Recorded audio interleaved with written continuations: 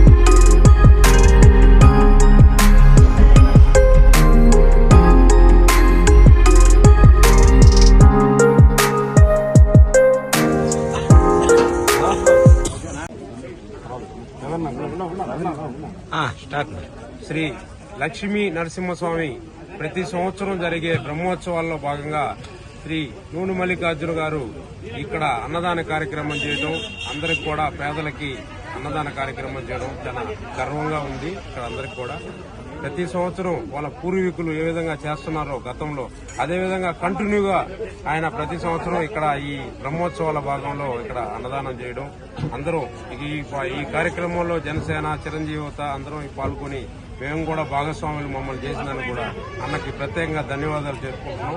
లక్ష్మీ నరసింహస్వామి అన్న కుటుంబాన్ని అదేవిధంగా ప్రజలు అందరినీ కూడా మంచిగా ఆశీర్వదించి ఆరోగ్యవంతులుగా ఉండాలని కోరుకుంటున్నాం.